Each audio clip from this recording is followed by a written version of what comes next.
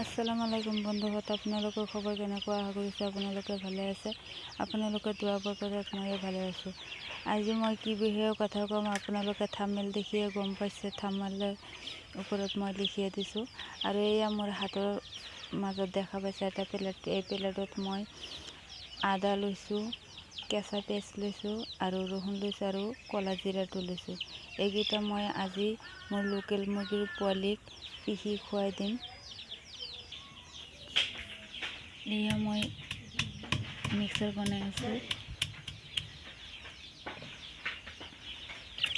এয়া মই মিক্সাৰ বনালোঁ পিহি। এতিয়া এইকেইটাৰ লগত মই মিহলাই এই পোৱালিকেইটাক খাবলৈ দিম, কাৰণ সিহঁতৰ ঠাণ্ডা লাগিছে আৰু ঠাণ্ডা লাগিলে কি প্ৰব্লেম দেখা দিয়ে মই সকলো তথ্য দাঙি ধৰিব বিচাৰিছোঁ। এয়া মই সিহঁতক খাবলৈ দিছোঁ, সিহঁতে খাই আছে। এয়া দেখা পাইছে লাফালাফি কৰি আছে। কিন্তু মই এই ঘৰুৱা পদ্ধতিত ঔষধটো কি কাৰণত বনালোঁ, যিহেতু এই পোৱালিকেইটাৰ অলপ ঠাণ্ডা লাগিছে। ঠাণ্ডা লগাৰ কাৰণে সিহঁতৰ পাকটো মেলি দিয়ে আৰু অলপমান জ্বৰ আহে, তাৰপিছত সৰ্দি লাগে। সেইকাৰণে মই এইকেইটাক এই ঘৰুৱা পদ্ধতিত ঔষধ বনাই খুৱাই দিলোঁ।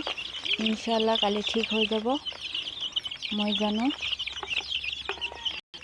কাৰণ মই আগতেও বনাই খুৱাইছোঁ এনেকৈ। আপোনালোকে চেষ্টা কৰিলে এনেকৈ ঔষধ বনাই খুৱাব পাৰিব। ডক্তৰৰ কোনো ঔষধ নালাগে, ঘৰুৱা পদ্ধতিত ঔষধ বনাই খোৱালে ঠিক হৈ যাব। আৰু ইফালে এয়া মোৰ টাৰ্কি পোৱালিকেইটা থিয় হৈ আছে। এয়া দেখাই পাইছে, এয়া টাৰ্কি পোৱালি।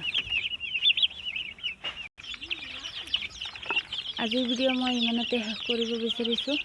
মোৰ ভিডিঅ'টো যদি ভাল লাগে লাইক কৰিব, শ্বেয়াৰ কৰিব, ছাবস্ক্ৰাইব কৰিব আৰু আপোনালোকে কোনটো ঠাইৰ পৰা চাইছে কমেণ্টত জনাই দিব।